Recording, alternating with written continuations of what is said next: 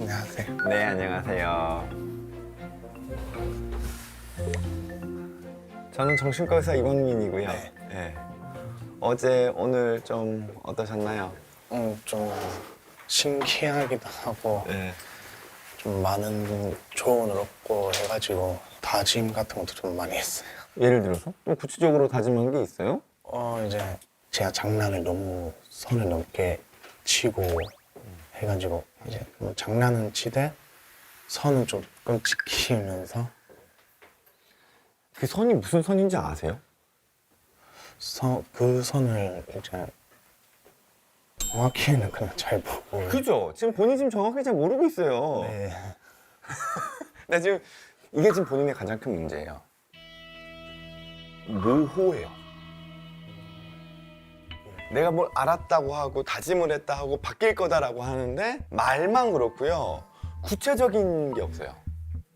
구체적인 계획이 없으니까 행동으로 넘어가지 않는 거예요. 그러니까 성과도 없고. 그럼 남들이 봤을 때는 바뀐 게 없어 보여요. 네. 그러면 더 뒤통수 맞았다고 생각하죠. 이게 본인이 가장 큰 문제예요. 그래도 이 육아, 일, 게임 중에 내 마음 안에서 그래도 제일 중요하다고 생각하는 걸 순위를 매긴다면 1위는 육아, 육아, 애들 키우는 거니까. 네. 2위는 일, 3위 게임. 이렇게. 네. 자, 그러면은 지금 실제적으로 네. 본인이 실제로 지금 하고 있는 걸로 따졌을 때 우선순위. 그럼 육아, 게임, 일 이렇게. 확실하게 육아가 우선이긴 하네요.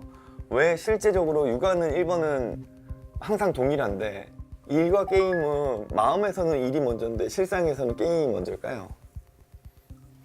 제 아기 엄마는 계속 일 구해라 재촉하니까 저도 구하고는 싶은 마음인데 그게 안 되니까 재촉 때문에 계속 그런 것 같아요. 그러면 지금 일을 어떻게 하실 생각이세요? 계획은? 그냥 뭐 만약에 일을 구해지는 대로 바로 하는 것밖에 생각이 안 들어요. 그것도 막연하죠. 그리고 뭐 딱히 일단 가장으로서의 어떤 책임감 중에 하나는 경제활동이기도 하거든요. 본인 이게 도망일 수 있어요. 물론 나쁜 도망은 아니어서 다행이긴 한데 아내의 비난으로부터도 내가 애를 일단 열심히 보고 있으니까 그 비난으로부터도 도망칠 수 있는 하나의 안전한 핑곗거리? 회피를 해버리면 나한테 쌓이는 게 없어요. 내가 내세울 게 없다는 거예요. 네. 왜냐면 난 도망쳤으니까. 그럼 결국엔 나는 계속 비난이 쌓이게 돼요. 네. 그러면 억울하잖아. 그러니까 싸우게 되죠. 화를 내게 되고. 근데 그래도 계속 비난을 받게 되면 본인이 감당할 수 없으니 좋겠다고 하는 거예요. 실제로 그랬고 이때까지.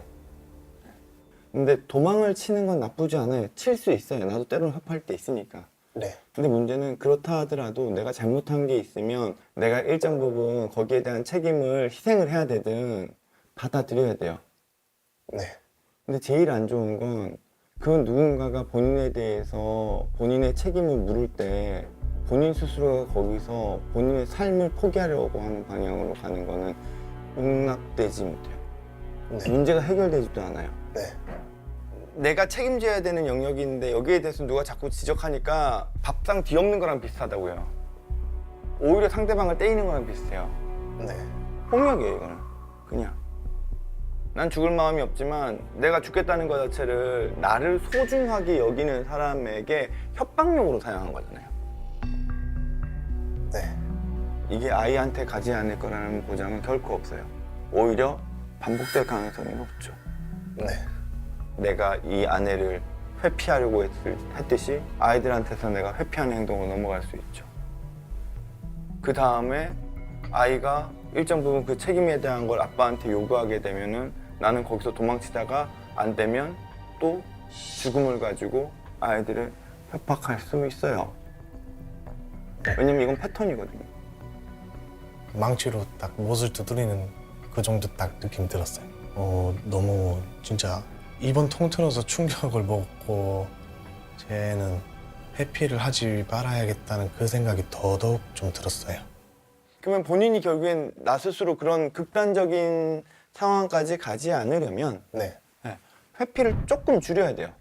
본인이 철부지라고 자꾸 이야기를 듣는 이유가 특정 상황이 생겼을 때 그거를 같이 마주하면서 씨름해서 뭔가 이렇게 결과물을 찾거나 해결책을 찾거나가 아니라 네. 본인이 도망가기 때문에 그래요. 그게 본인이 철이 없어지는 가장 큰 이유거든요. 주변 사람들이 철없다고 이야기하는 가장 큰 이유. 네. 현실 가능한 구체적인 계획 그리고 행동.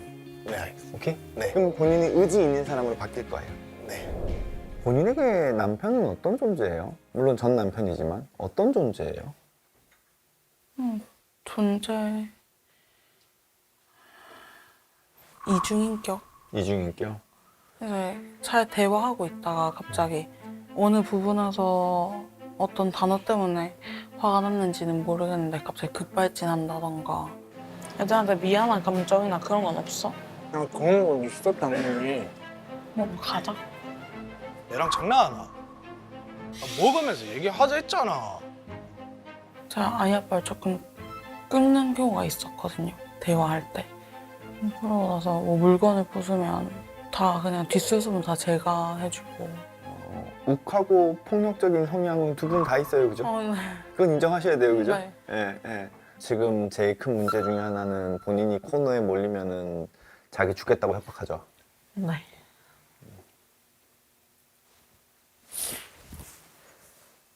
그리고 그게 지금 본인의 트라우마를 자극하는 것 같아요.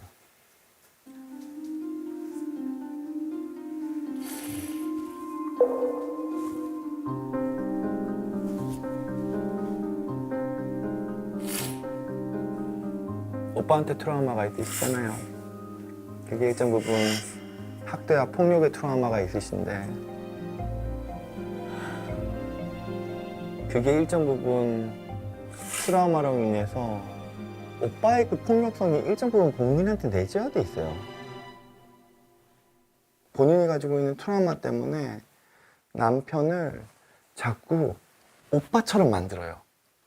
그게 아까 전에 얘기했던 끌는 거예요.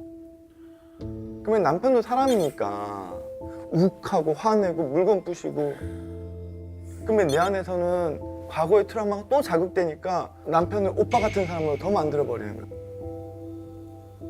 이게 투사적 동일시라는 정신과 개념이에요. 실제로 있어요. 내 마음 안에 있는 안 좋은 그 트라우마로 점철된 오빠라는 가상의 캐릭터를 지금은 내 옆에 오빠가 없는데도 불구하고 남편한테 던져가지고 남편이 마치 오빠처럼 행동하게끔 내가 만들어. 오빠랑은 완전 다른 사람이에요. 내가 그러고 있다는 걸 알아야 돼요. 제가 강호를 오빠처럼 만들고 있다라는 말이 충격적이었고 맞는 것 같더라고요. 제가 아이 아빠를 좀 건드리면서 큰 오빠의 모습을 좀 일부러 보이게 하고 있지 않았나 싶었어요. 좀. 본인은 결혼이 어린 시절 했던 결혼이 기존 가족으로부터의 도망이거든요. 그래서 따지고 보면은 제일 오빠 같지 않은 사람을 선택했을 거예요. 이 사람은 그래도 안전할 것 같고 내 옆에 계속 있어줄 것 같고 날 책임져 줄 것 같고 아이들도 책임져 줄 것 같고 그거 실제로 맞죠? 남편이 지금 이혼하고 난 다음에도 지금 계속 이렇게 와가지고는 내 옆에 있어주고 애들 챙겨주고 예. 본인한테는 그 트라우마를 그래도 회복하고 극복할 수 있는 대상이 이 사람이라는 거예요. 내가 내 트라우마를 여기서 또 자꾸 재현하는 나의 모습도 좀 바뀔 필요가 있고 본인도 이제는 내 거 챙기자고 내 거 챙기자고 본인들한테 이혼은 그 나름대로의 또 서바이브였을 거예요. 생존. 네. 아내분 입장에서는 트라우마가 지금보다 더 자극됐을 거고 남편분 입장에서는 지금보다 더 회피적이었을 거예요. 네. 근데 이 두 분은 솔루션이 있다예요. 솔루션이 있다예요. 아내분의 마음 상태는 우울해요.